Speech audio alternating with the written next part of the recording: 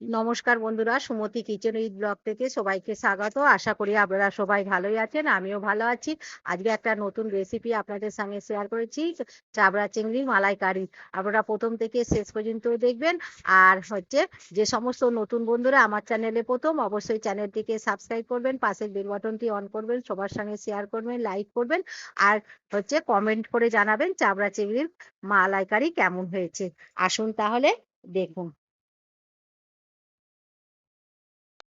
এখানে চাবড়া চিংড়ি নিয়েছি। চাবড়া চিংড়ির এই যে পাখনাগুলো হয় ওইগুলোকে কেটে নিচ্ছি, মাথাটাকে কেটে নিচ্ছি। আর মাঝখানের খোসাটাকে ছাড়িয়ে নিচ্ছি। সব খোসাটাকেই ছাড়াবো না। আর লেজের কাছে যে একটা কাঁটা মতন থাকে ওইটাকে কেটে বাদ দিয়ে দেবো। পিঠটাকে একটুখানি চিড়ে, আর এই যে কালো অংশটা থাকে এটাকে একটা শিরার মতন, এই যে কালো কালো মতন এটাকে বের করে দিতে হবে। এটা খেলে শরীর খারাপ করবে। সব চিংড়ি মাছগুলোকেই আমি বেছে নিচ্ছি। চিংড়ি মাছটা ধুয়ে পরিষ্কার করে ফ্রিজে রেখে দিয়েছি। আজকে তো করলাম না। আজকে এই নারকেলটা নিয়েছি। নারকেলটাকে কাটবো, কেটে নারকেলের দুধ বের করে নেবো। আর নারকেলটা কেমন আছে সেটাই দেখছি। আর এবার নারকেলটাকে যে কাঠারি দিয়ে আমি ভেঙে নিচ্ছি। নারকেলটাকে আমি কাঠারি দিয়ে কেটে নিয়ে নারকেলটাকে মালা থেকে ছাড়িয়ে নিয়েছি, নিয়ে মিক্সারের মধ্যে বেটে নিয়েছি। এইরকম করে বেটে নিয়েছি, নিয়ে আর দুধটা চিপে চিপে বের করে নিচ্ছি। আর আমি ঠান্ডা জল দিয়ে মিক্সারের মধ্যে বেটে নিয়েছি। আপনারা কুড়োনিতে কুড়ে গরম জল দিয়ে নারকেলের দুধ বের করে নিতে পারেন।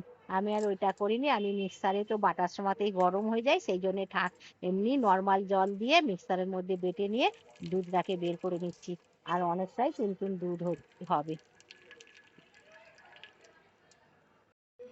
আমি দুটো নারকেলকে ভেঙে আর মিক্সারের মধ্যে বেটে নিয়ে এই দেখুন কতটা দুধ হয়েছে আর কতটা খোসা হয়েছে। এবার এই দুধের মধ্যে অনেকটাই খোসা চলে গেছে, সেই জন্য ছাঁকনির মধ্যে দিয়ে ছেঁকে নিচ্ছি। নিয়ে এবার এই দুধটাকে বোতলের মধ্যে ঢেলে নিয়ে ফ্রিজেতে রেখে দেবো। অনেকটাই যেহেতু দুধ হয়েছে। চাবড়া চিংড়ির মালাইকারি করব, তার জন্য এই যে একটু মশলা করে নিচ্ছি। এখানে রসুন নিয়েছি আর আদা নিয়েছি। এই আদাটা নিয়েছি একসঙ্গে বেটে নেব, মিক্সারের মধ্যে বেটে নিচ্ছি। জন্য আমি এখানে দুটো মিডিয়াম সাইজের পেঁয়াজ নিয়েছি আর কাঁচা লঙ্কা নিয়েছি। এইটাকে একসঙ্গে আমি এই মিক্সার বাটিতেই বেটে নেব। আদা রসুনটা আগে বেটে নিয়েছি আলাদাভাবে, এইটা একসঙ্গে বেটে নিচ্ছি। আমি চাবড়া চিংড়ি নিয়েছি, চাবড়া চিংড়িতে লবণটা মাখিয়ে দিচ্ছি।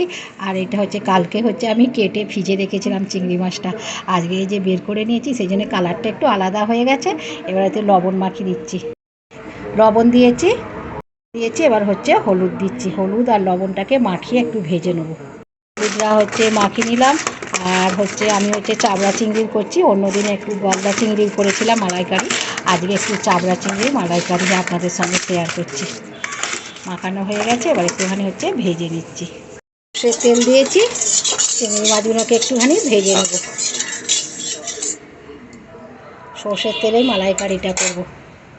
দিয়ে দিচ্ছি।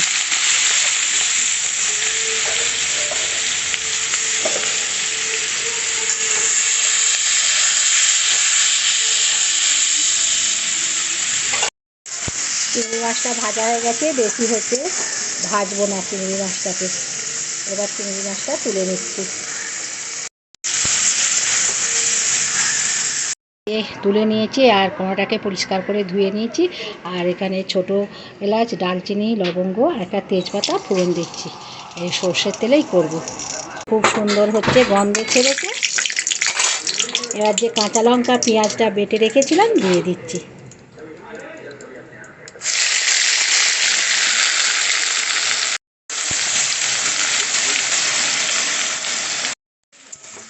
ভালো করে একটুখানি নেড়ে নিচ্ছি।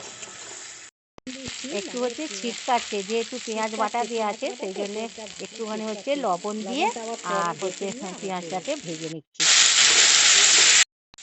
পেঁয়াজটা দিয়ে ভালো করে কষে নিয়েছি। এবার আদা রসুন বাটাটা দিচ্ছি, দিয়ে এবার কষে নেবো।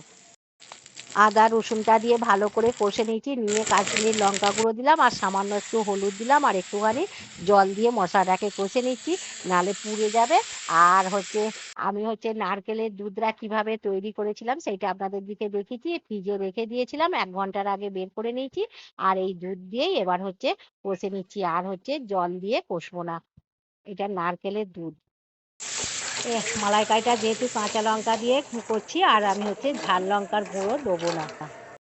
কাঁচা গন্ধ চলে যাওয়া পর্যন্ত ভালো করে কিন্তু কষে নিতে হবে, নাহলে কিন্তু পেঁয়াজ রসুনের কাঁচা গন্ধ ছাড়বে। আর প্রথমে আমি মশলাটা দিয়ে একটুখানি জল দিয়ে কষছিলাম, নাহলে পুড়ে যাচ্ছিলো। এখন নারকেলের দুধটা আমি দিলাম। আর আপনারা এরকম করে নারকেলের দুধটা করে 1 সপ্তাহ মতন ফ্রিজে রাখতে পারবেন। ওর একটা গন্ধ ছেড়েছে, আর এই দেখুন এই ধার দিয়ে এবার তেল ছাড়ছে। ভালো করে মশলাটাকে কষে নিয়েছি, এবার একটু চিনি দেবো। আর আপনারা যদি মিষ্টি কম খান তাহলে একটুখানি চিনি কম দেবেন। আর মালাইকারির সাথে একটু মিষ্টি মিষ্টি ভালো লাগে, সেই জন্য একটু বেশি করে আমি চিনি দিলাম। আর আপনারা আপনাদের পছন্দ অনুযায়ী চিনি দেবেন। ভালো করে মশলার সঙ্গে কষা হয়ে গেছে, আর এই যে ধার দিয়ে ভালোই তেল ছেড়ে দিচ্ছে। এবার মশলাটা ভালোই কষা হয়ে গেছে, আর খুব সুন্দর একটা গন্ধ ছেড়েছে। এবার এই যে চিংড়ি মাছগুলো ভেজে রেখেছিলাম এই মশলার মধ্যে দিয়ে দিলাম, দিয়ে একটুখানি দিয়ে কষে নেবো মাছটাকে দিয়ে। মশলার সঙ্গে ভালো করে চিংড়ি মাছটাকে কষে নিয়েছি। এবার যে নারকেলের দুধটা আমি এই যে বোতলে বের করে রেখেছিলাম, আর এই দুধটা দিয়ে দিচ্ছি। আমি নারকেলের দুধ দিয়ে করছি। এই নারকেলের দুধ দিয়ে মালাইকারি করলে খুবই টেস্টি হয়। আপনারা যদি নারকেলের দুধ না থাকে, আপনারা এমনি গরুর দুধ বা গুঁড়ো দুধ দিয়ে জলে গুলে আর এইরকম করে চিংড়ি মাছের মালাইকারি করতে পারেন। সেই তরকারিরও খুবই টেস্ট হয়। আমি যেহেতু নারকেলটা ছিল সেই জন্য মিক্সারের মধ্যে বেটে নিয়ে আর এই যে দুধটা বের করে ফ্রিজে রেখেছিলাম। আর আপনারা যেমন গ্রেভি খাবেন সেই রকম দুধটা দেবেন। আমি একটু গ্রেভিটা একটু বেশিই রেখেছি। আর গ্রেভিটা একটু যেহেতু অনেকটাই চিংড়ি মাছ, সেই জন্য একটু বেশি গ্রেভি রেখেছি। আমি চিংড়ি মাছটা দিয়ে কিছুটা সময় ফুটিয়ে নিচ্ছি। আর গরম মশলা গুঁড়ো দিলাম, গরম মশলা দিয়েছি, আর 1 চামচ ঘি দিলাম। চিংড়ি মাছের মালাইকারিতে ঘিটা অবশ্যই দিতে হবে, তবে চিংড়ি মাছের মালাইকারির টেস্টটা আরো দ্বিগুণ হবে, আর তবে খেতে টেস্ট লাগবে। আর মালাইকারিটা আমার হয়ে গেল, চাবড়া চিংড়ির মালাইকারি। আপনারা নিশ্চয়ই প্রথম থেকে শেষ পর্যন্ত দেখেছেন। এবার আমি ঢেলে নেবো। আবার কোনো একটা নতুন রেসিপি দিয়ে আপনাদের সঙ্গে দেখা হবে। ততক্ষণে আপনারা সুস্থ থাকবেন, ভালো থাকবেন, আর অবশ্যই আমার পাশে থাকবেন। নমস্কার।